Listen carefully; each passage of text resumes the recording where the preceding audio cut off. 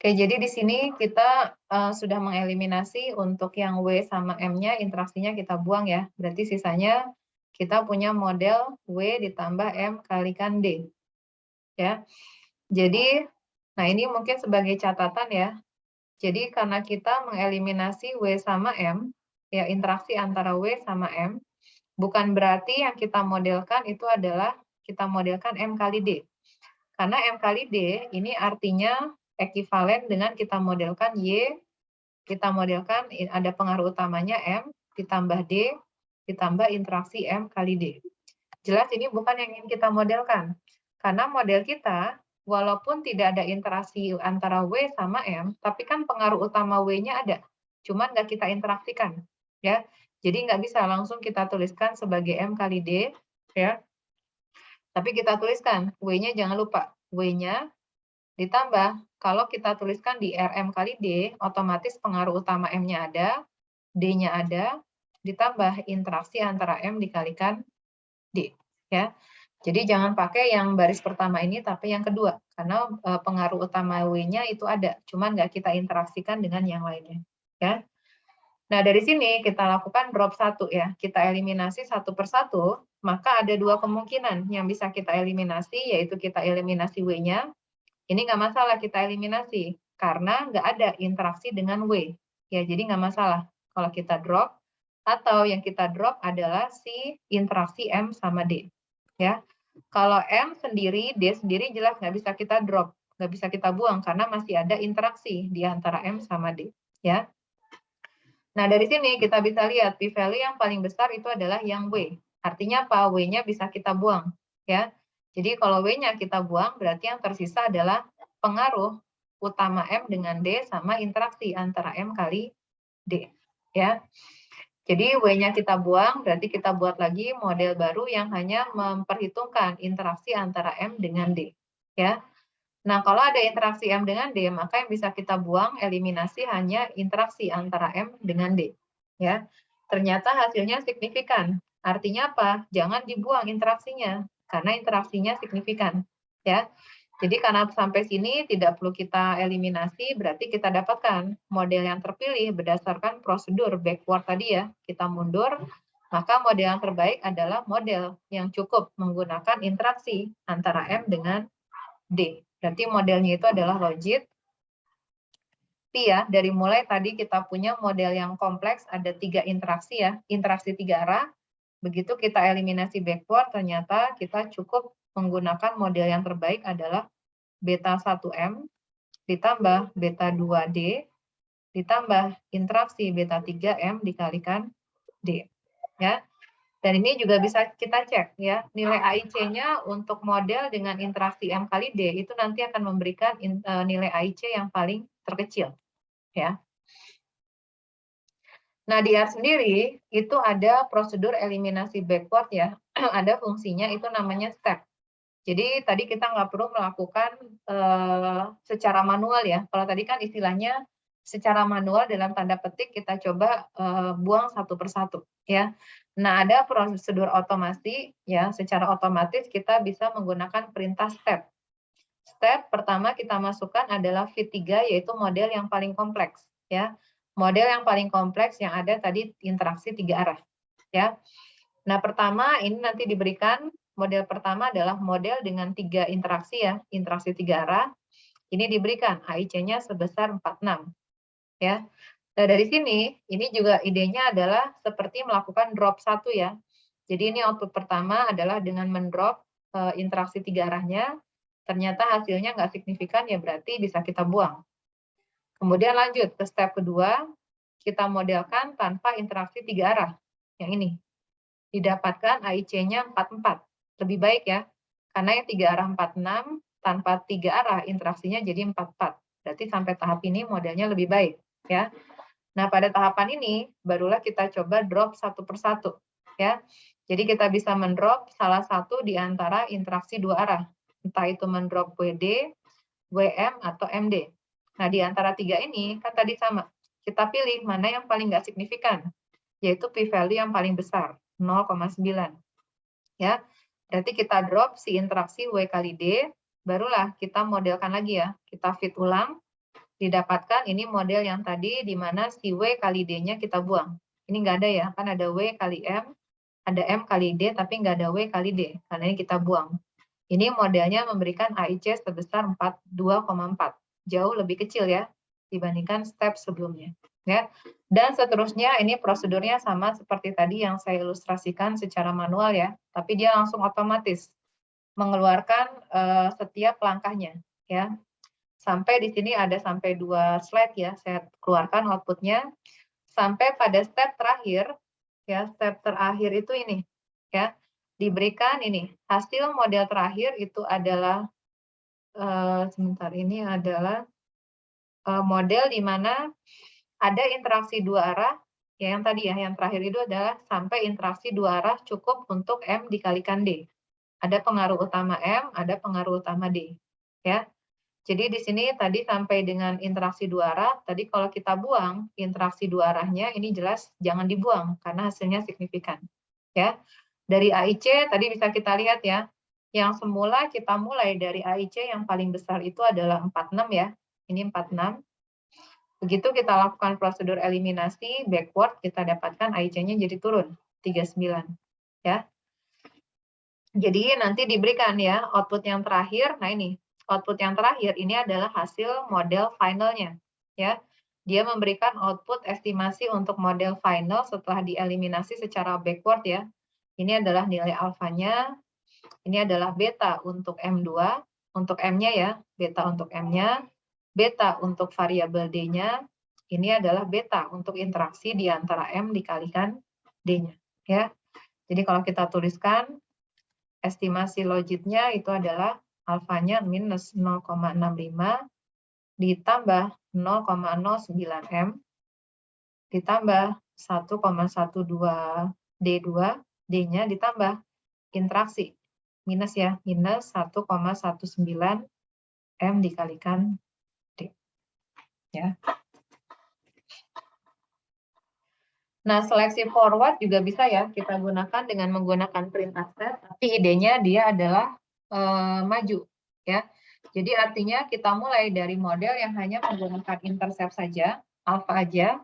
Kemudian secara bertahap variabel yang paling signifikan ini kita masukkan ke dalam model ya. Nah, tapi perlu diperhatikan kalau kita mau melakukan seleksi forward, kan istilahnya kita maju. Kan berarti kalau maju harus ada semacam batasan. Kita mau maju sampai mana? Apakah sampai interaksi dua arah, atau sampai interaksi tiga arah, atau mungkin sampai interaksi 5 arah. Jadi makanya kita harus memberikan skopnya. Skopnya itu mau sampai berapa? Ya, karena kita maju ya. Kalau maju kan ya bisa nggak tak terhingga ya interaksinya. Secara logika ya bisa nggak terhingga. Tapi di sini makanya harus kita berikan batasan. Skopnya itu mau sampai mana? Misalkan kita ambil skopnya saya minta cuman sampai interaksi 3 arah. Ya. Jadi idenya di sini pertama bisa dilihat ya, kita pakai perintah step, tapi direction-nya di sini forward ya. Direction-nya forward berarti kita melakukan seleksi forward ya. Nah, bisa dilihat model yang pertama, ini adalah model yang hanya memodelkan, meregresikan hanya dengan intercept-nya saja. Jadi tanda tilde 1 artinya cuma intercept-nya saja. Ya. Nah, dari sini kita tambahkan satu persatu bagaimana kalau kita tambahkan D. Bagaimana? Nah, ini diberikan oleh yang ini ya. Yang pertama, ini bagaimana kalau ditambahkan dengan variabel D. Nah, bagaimana kalau si intercept-nya ditambahkan variabel M. Bagaimana kalau ditambahkan dengan variabel W. Nah, dari sini kita evaluasi mana yang memberikan pengaruh paling signifikan. Apakah dengan penambahan D, ditambahkan M atau W. Dari sini kita lihat, yang paling signifikan itu adalah yang ini. Ya, yang paling signifikan yang p-value-nya paling kecil. Berarti yang kita masukkan dalam tahapan pertama adalah variabel D. Ya. Kita masuk ke step 2. Ya. Berarti kita modelkan sekarang dengan menggunakan D. Ya. Nah, dari sini kita tambahkan lagi bagaimana kalau si D-nya ditambahkan M. Yang ini. Bagaimana kalau regresinya D sekarang ditambahkan W? Ya, yang paling signifikan yang ini, karena p-value-nya kecil. Ya, berarti dalam tahapan ini yang kita pilih adalah model dengan D ditambahkan M. Ya, dan seterusnya ya, cara membacanya Cuman kebalik ya, kalau forward ya berarti kita ambil yang paling signifikan, tapi kalau seleksi backward ya berarti kita buang yang paling tidak signifikan. Ya. Nah, dari seleksi forward juga ini memberikan hasil yang sama ya, dari backward sama forward ini memberikan hasil yang sama, bahwa model terpilih yang paling baik itu adalah yang hanya menggunakan ya, hanya mengikut sertakan variabel M dan D dan interaksi di antara M dengan D-nya. Ya. Oke, sampai sini ada pertanyaan mengenai prosedur strategi ya dalam memilih model yang terbaik kalau kita punya banyak kandidat variabel X ya. Ada pertanyaan? Atau sudah jelas?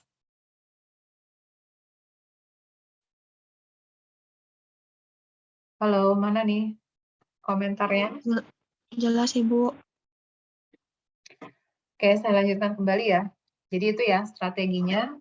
Kemudian berikutnya, kalau kita sudah dapatkan model yang terbaik, ya dari misalkan pakai forward ataupun backward, berikutnya adalah kita menguji goodness of fit, jadi ukuran kebagusan. Apakah model kita memang fit dengan data? Jadi harus kita evaluasi ya. Jadi begitu kita dapatkan model yang terbaik, ya berdasarkan hasil eliminasi atau eliminasi forward atau backward ya, di sini berikutnya kita melakukan uji kebagusan, kita cek apakah memang model kita fit, cocok dengan data kita. Ya. Nah, sebenarnya ada berbagai macam ya untuk mengevaluasi seberapa cocok model kita dengan data. Di sini ada menggunakan chi-square, ada Devian, ada Hosmer-Lemeshow, tabel klasifikasi, ROC, R kuadrat ya, dan lain sebagainya. Saya kira banyak lah di luar sana ya orang-orang yang menciptakan berbagai macam ukuran dari goodness of fit untuk regresi logistik ya. Tapi di sini nanti akan saya bahas cukup 3 ya. Nanti saya bahas yang ini Hosmer, kemudian klasifikasi sama kurva ROC. Jadi saya bahas 3 ini aja. Ya. Oke, nah sekarang yang uji Hosmer-Lemeshow. Nah ini adalah uji yang berbasis signifikansi. Jadi artinya kita nanti melakukan uji hipotesis dan ada nilai p-value-nya. Nah, idenya di sini dengan melakukan uji Hosmer-Lemeshow itu adalah idenya kita membandingkan frekuensi antara yang kita prediksi, kita bandingkan dengan frekuensi nilai aktualnya. Jadi dengan kata lain ya idenya kita bandingkan data aktual kita dengan prediksi. Ya, kalau data prediksi kita dekat dengan nilai aktual, ya berarti ya tentu modelnya kita katakan bagus. Karena kita harapkan kan apa yang kita prediksikan sesuai dengan kenyataan. Ya, jadi semakin dekat frekuensi prediksinya dengan frekuensi aktual, maka modelnya semakin fit. Ya. Nah, ide dari Hosmer-Lemeshow ini adalah kita melakukan perhitungan yang berbasis Pearson chi-square. Jadi dari tabel kita melakukan tabel kontingensi antara frekuensi data aktual kita bandingkan dengan apa yang kita harapkan berdasarkan hasil model regresi logistiknya. Ya. Jadi ini mirip seperti melakukan asosiasi tabel dua arah, ya. Jadi modelnya kita katakan fit kalau uji Hosmer-Lemeshow-nya itu memberikan nilai p-value yang semakin besar, ya. Jadi kalau saya tuliskan bunyi dari H0 dan H1 dari uji Hosmer-Lemeshow ya. H1-nya berbunyi modelnya fit, H1-nya berbunyi model tidak fit, ya. Nah, kapan kita terima H0? Ya kan H0 itu diterima kalau apa? P-value-nya itu semakin besar, lebih besar dari alfa. Ya. Jadi kalau P-value semakin besar, ya berarti kan kita terima H0. Jadi kalau terima H0, kita simpulkan apa? Modelnya fit dengan data. Ya. Nah, kalau misalkan di sini kita berbicara frekuensi tabel ya, seperti tabel kontingensi, maka uji Hosmer-Lemeshow itu memandang variabel X-nya itu adalah variabel kategorik. Ya, karena kalau kategori kan kita bisa melakukan tabel kontingensi. Tapi kan variabel independennya kan bisa juga berupa kontinu. Nah, kalau kontinu gimana? Nah, kalau ada kontinu, biasanya nanti variabelnya kita bagi-bagi. Ya, kita kelompokkan menjadi beberapa kelompok. Ya, misalkan ada usia. Usia misalkan tadi ya, contoh horseshoe crab ya. Kan width-nya itu bervariasi, misalkan dari 20 sampai 50. Ini kan kontinu. Nah, gimana kita buat tabel kontingensinya? Ya kita bagi ya ke dalam beberapa kelompok. Ya, umumnya kalau dalam Hosmer-Lemeshoff kita bagi menjadi 10 kelompok ya. Jadi misalkan kita bagi dari 20 sampai 28, 29 sampai dan seterusnya. Yang pasti kita bagi menjadi 10 kelompok. Sehingga nanti didapatkan kontingensi 10 kali 2 ya. Oke, nah contohnya di sini, nah kalau mau menggunakan Hosmer-Lemeshoff di sini butuh package tambahan ya, defaultnya di R nggak ada, nanti harus install dulu package-nya namanya resource selection ya. Kemudian di sini saya pakai data yang horseshoe crab ya, jadi saya kembali ke horseshoe crab. Kemudian model yang saya bangun ya untuk memprediksi satelit di sini saya pakai dua yaitu width sama color ya. Nah, asumsikan misalkan saya sudah melakukan prosedur eliminasi ya, entah itu backward sama forward, kemudian saya mau menguji ya. Model saya ini fit nggak dengan data ya. Jadi ini summary-nya ya, ini summary yang seperti sebelumnya. Kemudian untuk mengevaluasi apakah modelnya fit atau tidak, saya pakai perintah kalau di resource selection itu namanya hoslem.test ya. Yang kita masukkan argumennya adalah data aktual ya, craft.logit $y ini adalah data aktual. Kemudian kita masukkan prediksinya. Prediksinya kita pakai perintah fitted ya. Kita pakai perintah fitted, kemudian objek dari si GLM-nya. Kemudian G-nya ini tadi pengelompokannya kita mau mengelompokkan berapa, saya pakai 10 ya. Nah, dari sini nanti keluar ya hasil Hosmer-Lemeshoff goodness of fit-nya ya. Nah, tadi saya sebutkan teorinya dia berlandaskan uji chi-square. Jadi diperoleh chi-square-nya 9,7. Derajat kebebasannya ini adalah 10 dikurangi 2 ya, jadi 8. Kemudian p-value-nya 0,28.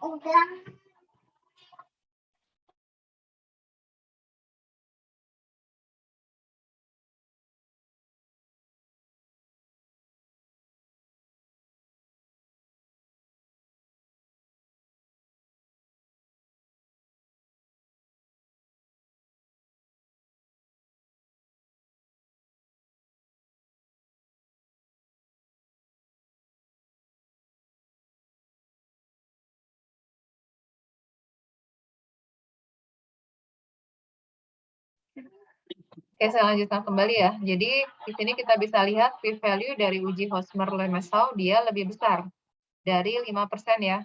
5% berarti kita terima H0 ya. Karena terima H0 berarti kita simpulkan modelnya fit dengan data. Nah, itu pakai uji Hosmer-Lemeshoff atau cara kedua kita bisa menggunakan klasifikasi tabel. Tabel klasifikasi ya.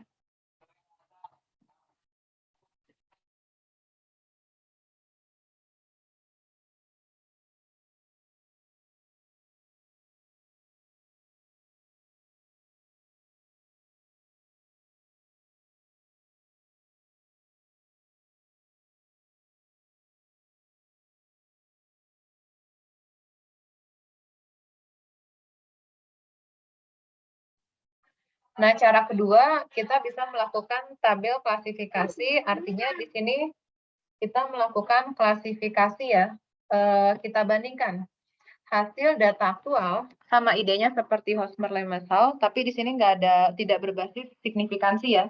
Jadi kita cuma membandingkan akurasi dari model kita, ya.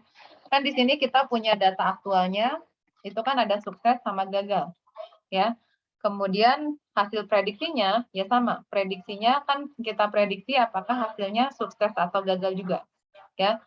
Nah, untuk melakukan klasifikasi model, ini sebenarnya salah satu cara aja ya. Saya pakai tambahan namanya package namanya Gmodels ya. Kemudian pertama yang saya lakukan adalah saya prediksi peluangnya berdasarkan model logit tadi ya, model GLM. Ini saya prediksi peluangnya pakai perintah fitted dalam kurung nama objek GLM-nya, reps.logit ya. Kita dapatkan prediksi peluangnya. Kemudian dari prediksi peluangnya, kita bagi dua. Jadi kalau prediksi peluangnya lebih besar dari 50, itu saya kategorikan menjadi sukses, artinya punya satelit. Tapi kalau prediksi peluangnya kurang dari 50%, berarti saya kategorikan hasilnya adalah tidak punya satelit. Ya. Jadi pada tahapan ketiga saya bagi nih nilai prediksi peluangnya saya kategorikan ya. Jadi kalau nilainya lebih besar dari 50%, maka saya anggap itu punya satelit sukses. Tapi kalau tidak, berarti saya buat menjadi 0. Berarti dia nggak punya satelit. Ya.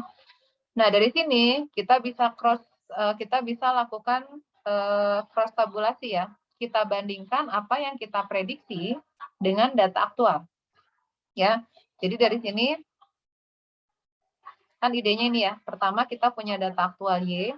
Ini kan menyatakan punya satelit atau tidak. Kalau 1 satelit, kalau 0 itu tidak. Contohnya seperti ini ya. Kemudian kita punya Y hat. Y hat itu adalah prediksi peluang ya. Jadi Y topi itu kita prediksikan contoh aja ya. Misalkan ini diprediksi adalah 0,65. Yang ini adalah 0, misalkan 55. Yang ini diprediksi misalkan 0,3, yang ini diprediksi misalkan 0,51. Ya. Nah, dari sini pada langkah ketiga kita klasifikasi ya. Kalau prediksinya lebih besar dari 50%, berarti kita kategorikan dia sukses ya. Jadi ini salah, bukan Y hat ya, tapi ini adalah P hat ya. Karena kita menghitung peluang ya. Dari sini baru kita hitung Y topinya ya. Jadi karena dia lebih besar dari 50%, berarti kita kategorikan 1. Kalau 55, berarti kita kategorikan 1 juga, karena lebih besar dari 5%. Yang ketiga, dia kurang dari 5%, berarti kita kategorikan 0. Yang ini lebih besar dari 50%, berarti kita kategorikan 1. Ya. Nah, dari nilai ini kita lakukan cross tab. Kita klasifikasikan ya hasil data aktual Y-nya dengan data prediksi. Jadi dari sini kita bisa hitung ya.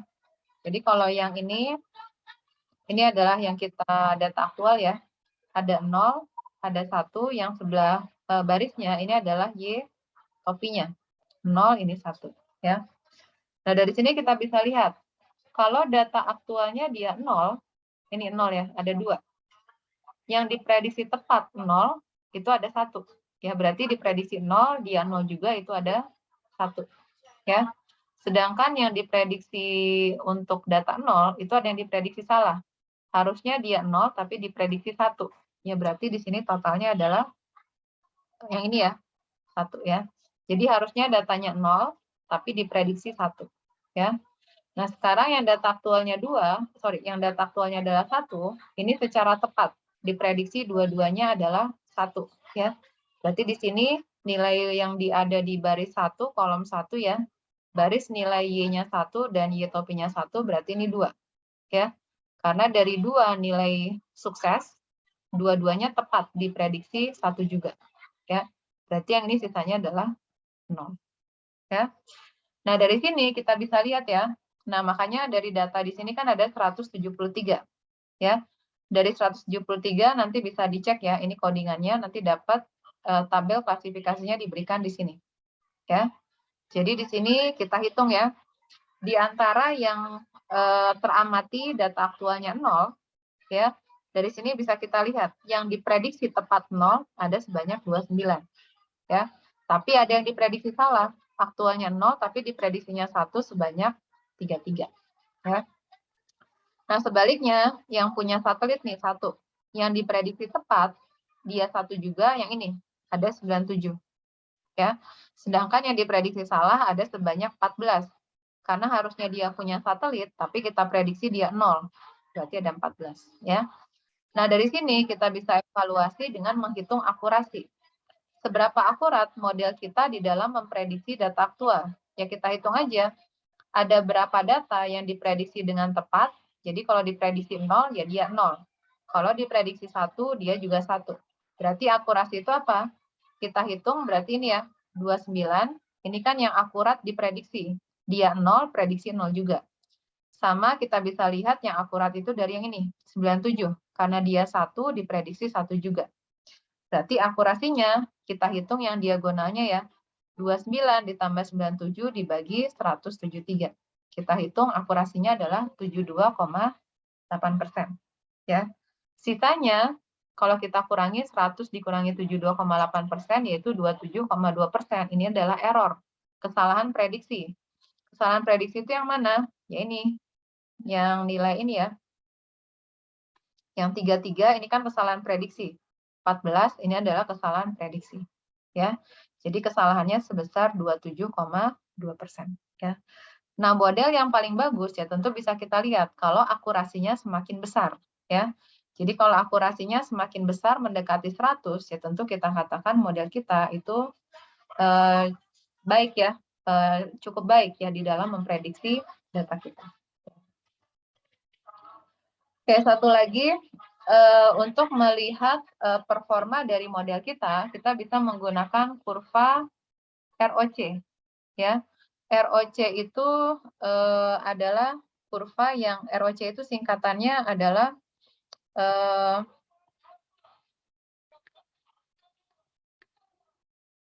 Receiver Operating Characteristic Curve ya. Ini belum saya tuliskan ya. Jadi ROC itu adalah singkatan dari receiver. Ini singkatan dari Receiver Operating Characteristic Curve ya. Characteristic Curve.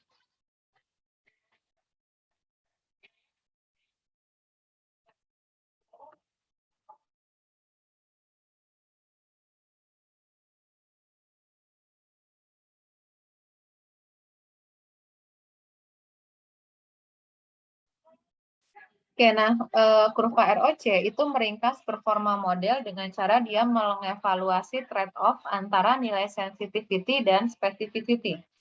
Nah, apa yang dimaksud dengan sensitivity dan specificity? Sensitivity itu adalah proporsi data pengamatan positif yang dengan tepat diklasifikasikan positif juga. Jadi kalau saya kembali ke contoh data tadi, maka sensitivity itu adalah proporsi data kalau dia punya satelit, ya berarti sukses, maka diklasifikasikan punya satelit juga. Ya. Kalau specificity itu adalah pengamatan yang kalau dia nggak punya satelit, berarti gagal ya. Itu diklasifikasikan gagal juga. Jadi kalau saya kembali ke sini, maka yang dimaksud dengan sensitivity itu adalah proporsi data yang positif, ya proporsi data yang positif yang di sini ya. Ini kan data yang positif, yang dengan tepat diklasifikasikan positif juga. Berarti sensitivity-nya itu adalah 97 dibagi 111. Ya. Sebaliknya, specificity itu adalah pengamatan yang negatif, berarti yang gagal ya. Di antara pengamatan yang gagal, yang dengan tepat diklasifikasikan gagal juga. Berarti ada sebanyak 29. Ya, jadi tepat dia negatif diklasifikasikan negatif juga. Dari semua pengamatan negatif berarti 29 dibagi 60. Ya. Nah, ROC ini jadi menggunakan idenya menggabungkan ya trade-off antara sensitivity sama specificity. Jadi salah satu cara untuk menentukan aturan klasifikasi itu adalah menentukan titik potong C, kemudian mengklasifikasikan respon data dengan prediksi peluang di atas C sebagai positif, dan kalau misalkan nilainya kurang dari C, maka kita klasifikasikan negatif. Ya. Jadi titik potong C ini nanti akan tergantung dari ini ya, bagaimana kita menentukan titik potongnya.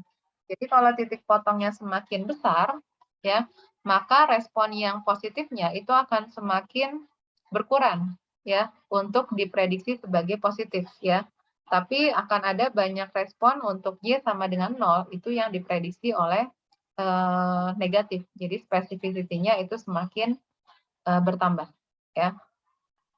Nah, untuk lebih jelasnya, biasanya kurva ROC ini kita visualisasikan ya. Ini kurva ROC, di mana kurva ROC itu kita menggambarkan tadi ya, dua nilai tadi, specificity di sumbu X, sedangkan sensitivity-nya di sumbu Y.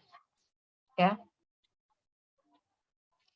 Nah, dari dua nilai specificity sama sensitivity ini, kita bisa lihat ya, specificity dan sensitivity itu kan sama-sama menghitung proporsi yang memang secara akurat diprediksi dengan tepat.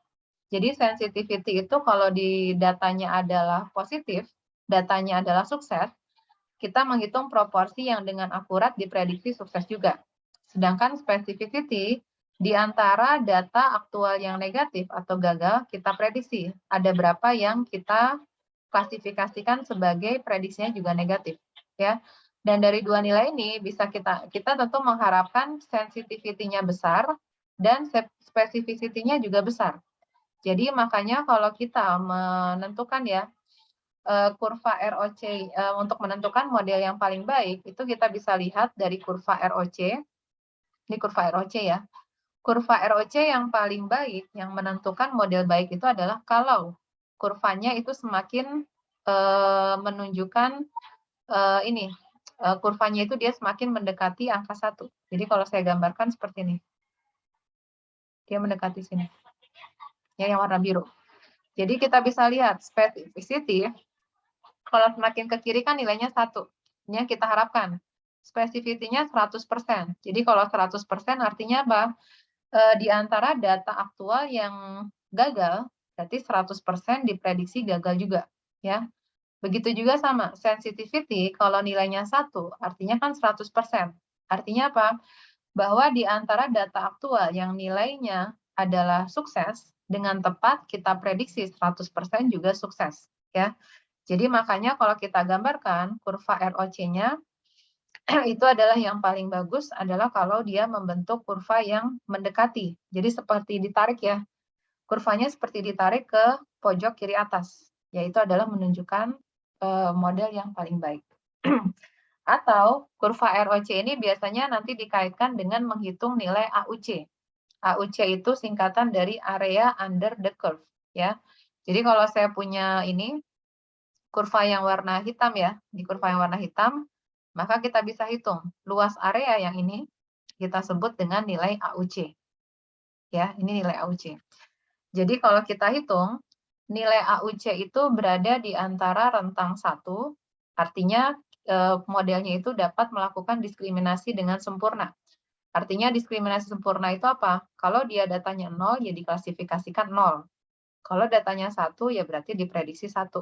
Berarti dia melakukan proses diskriminasi yang tepat, sempurna. Ya. Nah, kalau misalkan nilai, sorry ini kurvanya ini ya, bukan hanya sampai garis diagonal ya, sampai sini. Ya. Jadi area under the curve itu yang ini. Ya. Jadi kalau misalkan modelnya tidak memiliki kemampuan diskriminasi, maka dia paling kecil itu nilai AUC-nya adalah 0,5. Ya, kapan 0,5 itu terjadi? Kalau kurvanya itu adalah berada di sepanjang garis diagonal ini. Ya. Jadi kalau kurvanya di sepanjang garis diagonal ini, berarti kan nilai area under the curve-nya AUC-nya ini. Ya. Ini adalah nilainya sebesar 50%. Ya, 50%. Berarti dia nggak bisa mendiskriminasi. Jadi banyak salahnya. Yang harusnya 0 jadi 1. Yang harusnya 1 jadi 0. Ya. Jelas ini nggak kita harapkan. Jadi dari sini kita bisa lihat kalau menggunakan nilai AUC, tentu kita harapkan model yang paling baik itu adalah kalau AUC-nya itu mendekati 100%. Ya. Atau kalau kita lihat ROC-nya, berarti kita harapkan kurvanya itu semakin ketarik ke pojok kiri atas. Itu menandakan model yang memiliki tingkat diskriminasi yang paling baik ya. Oke, nah di sini saya berikan ya cara menggambarkan ROC dan AUC di dalam R ya. Di sini ada package-nya namanya PROC. Jadi harus diinstal dulu baru kita panggil. Kemudian cara menggambarkan kurva ROC, nama perintahnya kalau si library-nya sudah kita panggil ya. Kita pakai fungsi ROC. Kemudian argumen pertama adalah kita masukkan data aktualnya. Kemudian ini adalah data prediksinya. J-hat-nya ya, atau prediksi peluangnya. Ya. Dari sini barulah kita gunakan perintah plot.roc, kita masukkan fungsi dari si ROC-nya. Ya. Maka diperolehlah ini hasil kurva ROC-nya, termasuk dia juga memberikan nilai AUC-nya. Ya. Jadi AUC-nya adalah sebesar 0,762 ya. Atau sebesar 76,2%. Ya, saya kira mungkin sudah cukup baik ya. Biasanya kalau di atas 75% atau bahkan di atas 80% ya, itu jauh lebih baik ya. Atau di atas 90% itu kita katakan cukup sangat baik bahkan ya kalau 90%.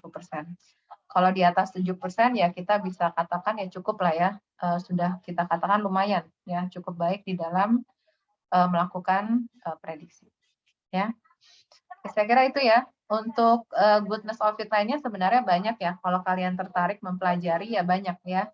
Tapi di sini saya batasi hanya 3 ini aja ya. Dan untuk proyek kalian ya silakan, kalian bisa explore, bisa menggunakan apa yang saya berikan di sini, atau bisa juga kalian pengen nih, misalkan explore pakai metode yang lain, yaitu silakan. Ya, ada pertanyaan sampai sini? Silakan.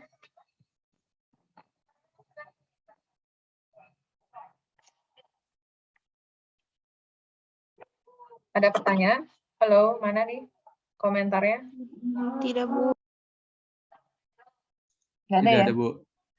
Oke, kalau nggak ada, saya nggak ada kuis ya. Jadi nanti silahkan belajar mandiri aja. Mungkin sekaligus bisa coba langsung diterapkan ya di proyek akhir ya, supaya lebih paham lagi ya. Jadi kalau kalian terapkan langsung pakai gunakan data real ya, itu jauh lebih nanti mungkin lebih mudah memahaminya dan biasanya pertanyaan itu baru ada kalau kalian sudah mulai mencoba ya. Jadi kalau saya kasih teori gini ya biasanya ya entah karena kalian bisa jadi nggak menyimak atau bisa jadi karena tadi ya, karena cuma teori ya biasanya kita sih ikut-ikut aja ya, tapi kalau sudah langsung terjun, kita langsung pakai data aktual, biasanya dari situ sudah mulai pertanyaan-pertanyaan yang muncul ya ketika kita melakukan analisisnya. Jadi kalau saran saya sih mungkin dari untuk bahan latihan ya, untuk UAS minggu depan, ya mungkin bisa sambil ya kalian coba latihan dari proyek akhir ya, dicoba latihan nanti dari situ kalian bisa lebih memahami ya prosedur tadi yang saya jelaskan mulai dari eliminasi backward sampai nanti melakukan ukuran goodness of it-nya ya. Dan mungkin nanti untuk proyek akhir bisa dicoba ya, kalian jangan hanya menggunakan pengaruh utama, bisa kalian coba nanti terapkan ada interaksi. Saya sarankan nggak usah sampai 3 arah, cukup sampai 2 arah. Dan waktu memasukkan interaksi, kalau misalkan nih kalian ada 8 variabel, jangan langsung semuanya kalian interaksikan. Jadi kalau ada 8 variabel, kalian langsung buat ada interaksi X1 dengan X2, X1 dengan X3, X1 dengan X8, dan semuanya. Saya kira itu nggak perlu, karena itu malah membuat model kalian jadi lebih kompleks. Ya, tapi kalau misalkan data kalian cukup besar, itu nggak masalah ya, karena bisa dieliminasi. Tapi kalau data kalian itu tidak terlalu besar, maka saran saya adalah kalian coba pertimbangkan mana interaksi yang lebih masuk akal. Ya, apakah antara X1 dengan X2 atau X1 dengan X3, jadi kalian lihat dari situ. Secara teori, secara masuk akal atau enggaknya, di situ kalian bisa pertimbangkan ya. Jadi nggak langsung asal memasukkan semua interaksi, tapi kalian bisa lihat mana nih kira-kira interaksi yang memungkinkan ya, atau interaksi yang paling masuk akal kalau kita masukkan di dalam modelnya. Ya, oke, mungkin itu aja ya untuk pertimbangan nanti untuk di proyek akhirnya. Ya, oke, jangan lupa minggu depan ya dipersiapkan untuk UAS-nya. Ya materinya ya terakhir setelah UTS ya. Jadi nggak dari awal tapi materi setelah UTS. Ya. Oke, saya kira itu aja ya. Berarti kita ketemu lagi insya Allah minggu depan untuk UAS ya. Oke, terima kasih semuanya. Wassalamualaikum warahmatullahi wabarakatuh. Waalaikumsalam Terima kasih, Bu. warahmatullahi wabarakatuh. Terima kasih, Ya, Ibu. sama-sama.